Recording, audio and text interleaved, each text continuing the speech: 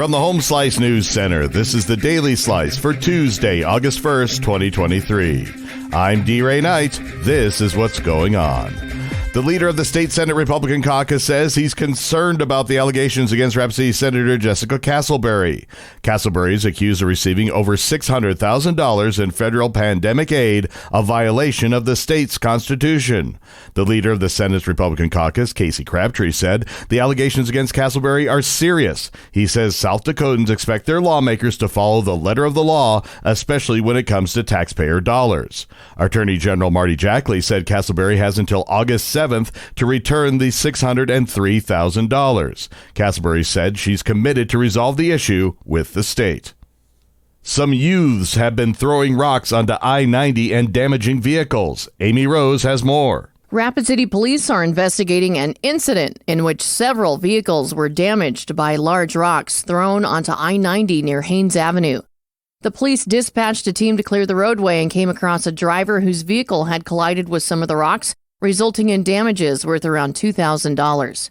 After an investigation, police detained 4 juveniles and questioned them about the rocks. Police say 3 of the detained juveniles were spotted by witnesses in the area where the rocks were thrown.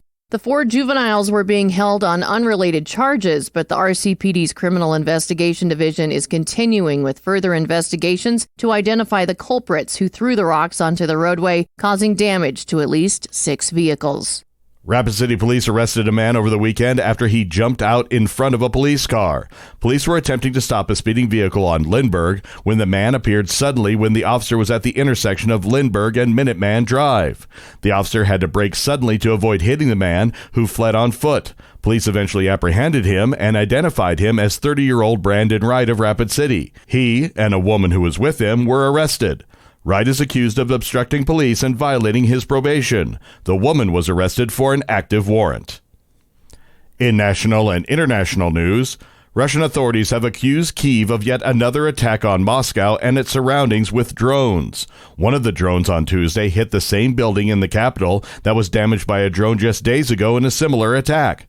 Russian officials have claimed that the intensified attacks on the capital region reflect failures in Ukraine's counteroffensive.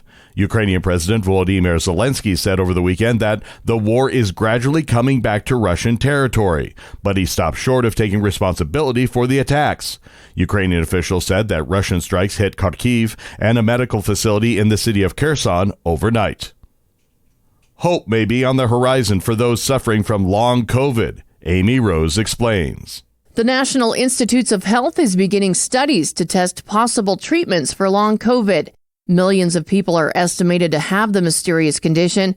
The studies are small, but each will tackle multiple possible therapies for things like brain fog, sleep disturbances, and the theory the lingering virus may be at least partly to blame. The studies are part of the Recover Project, which had to unravel what the most common and burdensome symptoms of long COVID are before entering this next phase. The reigning champion, United States, came within an inch of Women's World Cup elimination, but Portugal's late near miss helped the Americans avoid the biggest upset in tournament history. The Americans slipped through to the knockout round Tuesday despite a listless, uninspiring 0-0 draw. The U.S. won only 1 game in group play for the first time in tournament history and scored just 4 goals over 3 games. In a hold-your-breath moment, the Americans were almost eliminated when Ana Capeda nearly scored in stoppage time for Portugal. Her shot hit the left post, and the Americans preserved the draw. Your weather forecast from the Home Slice Weather Center. Mostly cloudy with a stray thunderstorm possible and a high of 84. Low tonight, 64. And that was your Daily Slice for Tuesday, August 1st, 2023. The Daily Slice is a production of Home Slice Media Group, hosted by D-Ray Knight with Amy Rose. Executive producer Mark Houston. Engineered by Chris Jacquez. I'm D-Ray Knight. Have a great day.